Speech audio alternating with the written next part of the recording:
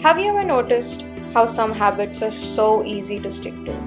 Like checking your phone right after you wake up, or watching something while you're eating, but reading for 10 minutes a day, or waking up early, or journaling consistently. It feels like you're trying to become a whole new person. Hello everyone, welcome back to the channel. I'm Ronal, a mental health practitioner from India, and today we are going to talk about habits. Before we jump into that, somewhere I have put a QR code for my website. If you're interested, don't forget to check it out. If you have any other queries, do reach out to me.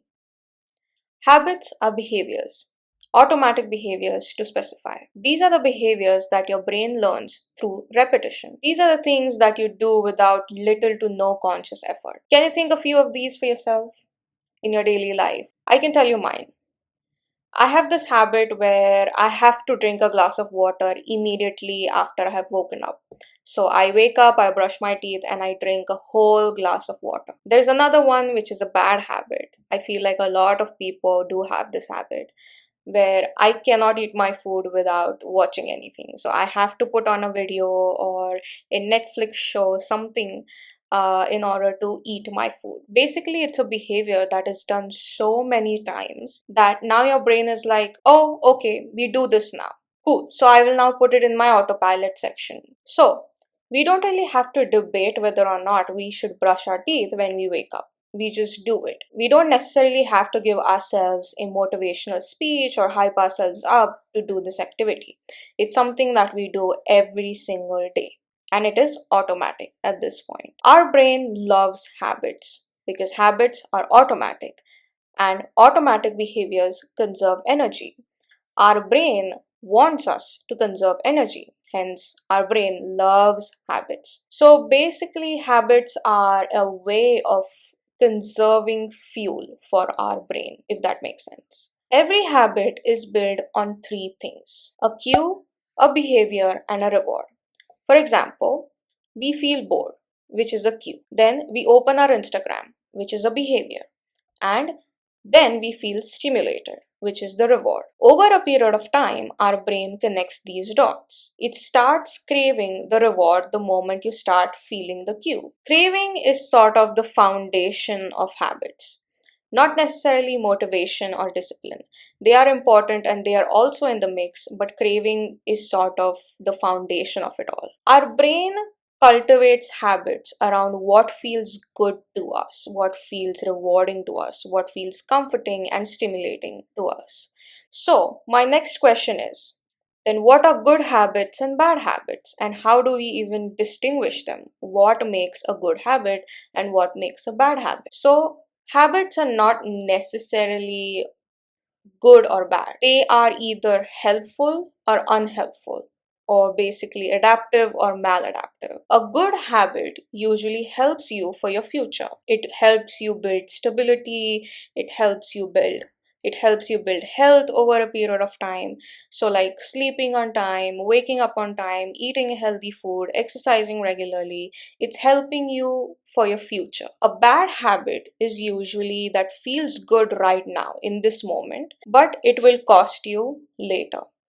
Like doom scrolling at 1 a.m. or snoozing your alarm every 5 minutes instead of just getting up, or impulse buying because you're feeling overwhelmed or stressed. These will feel good in the moment currently, but for the future, they're not really good.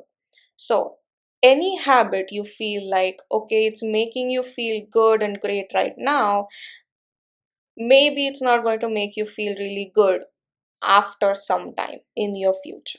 That might entail as a maladaptive habit or an unhealthy, unhelpful habit. Then another question that comes into the mix is, then why are some habits so easy to build and others feel like you're climbing a mountain every single day? Let's take a simple example, right? This is something that we all have experienced, whether you do it consistently or not. Watching TV or your laptop, watching something while you're eating. It's easy because it is pleasurable, it requires zero effort, it's already in the environment, and it gives you instant dopamine. Now, let's compare it to reading for 10 minutes a day. It's not easy because it requires attention. It requires mental effort to get into the book. And it's delayed reward. You're going to feel good after some amount of time.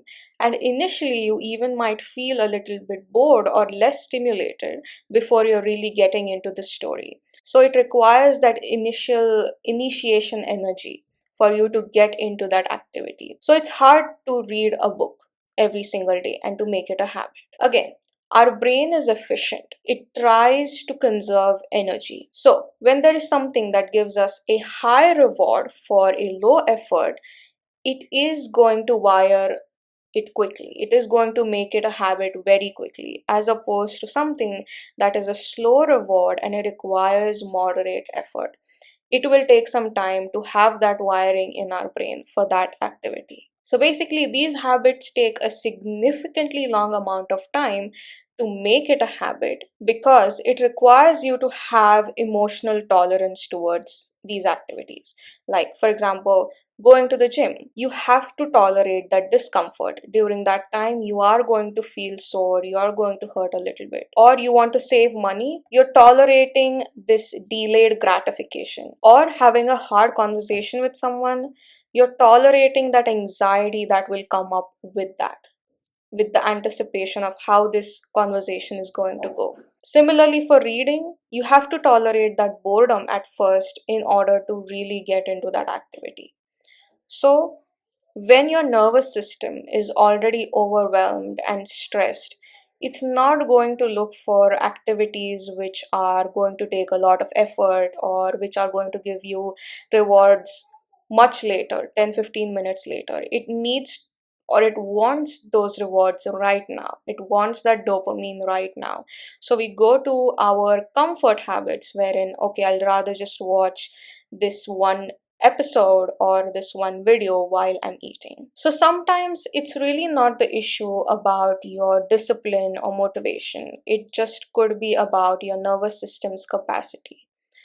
If you're exhausted, you are going to go and watch a Netflix show or scroll on your phone instead of going to the gym or reading. So then how can we build healthier habits? First of all, we need to stop shaming ourselves for having bad or unhelpful habits. We are only human and it is okay. Slowly, we can change these habits by understanding our brain and understanding ourselves. First of all, what we can do is make it small. Whatever activity or new good habit that you want to include in your life, make it as small as possible. We always say to ourselves, I'm going to read for 20 minutes today. Instead of that, we can just be like, okay, let's just read one page today. It's okay, you can increase the number of pages over a period of time, but for that, you first need to read that one page today. What this does is basically our brain really doesn't like intensity. So when we give it something this small, it can't particularly resist that. So you will be more prone to read that one page of that one book. Second is very important, where you have to attach that habit to something that you already do. So for instance, I'm going to make coffee for myself, and then while I'm drinking my coffee, I'm going to read that one page. Or I'm going to brush my teeth and then after that I'm going to also floss my teeth. Or I'm going to sit on my bed and then I'm going to stretch just for 30 seconds and that's it. So when we attach this new habit that you want to build to something that you already do, you are much more likely to actually do it every single day. I did this for my own skincare routine. I really was struggling to do skincare every single night. So what I did was, okay, I'm going to read a page, literally.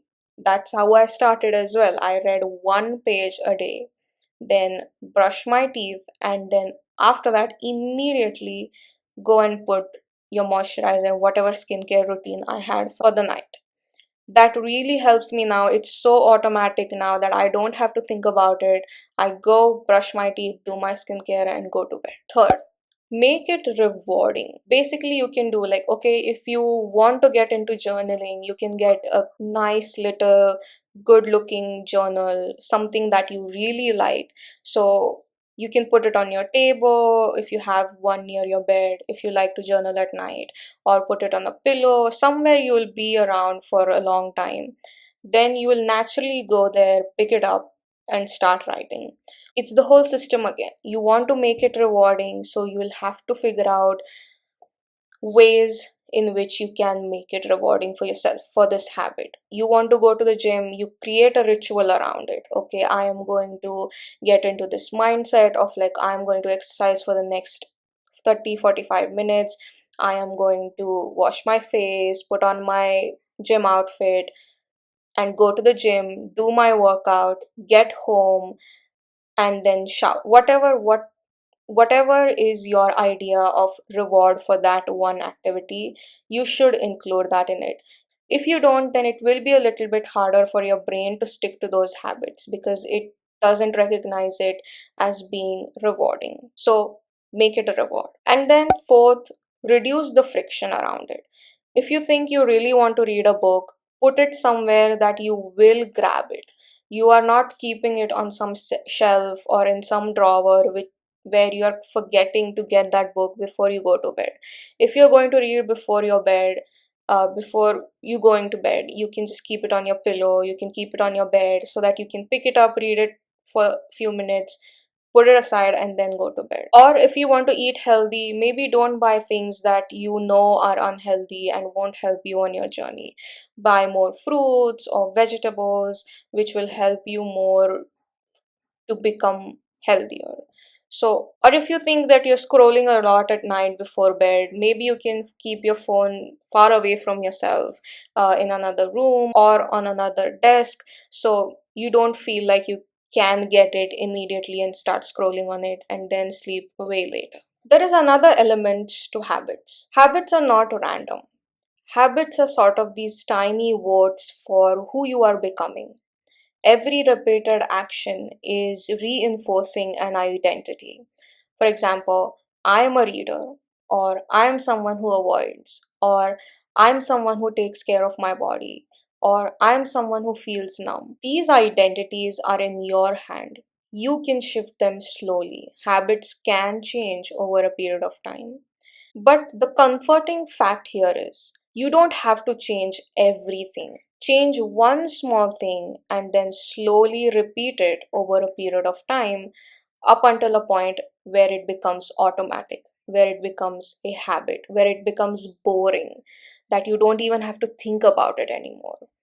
That's when your habit is real and it is formed and your identity has been changed. So, yes, habits are a little bit about motivation and discipline, but they're also about the three things that I talked about initially: a cue, a behavior, and a reward. We would always crave the reward whenever we start feeling the cue, like boredom.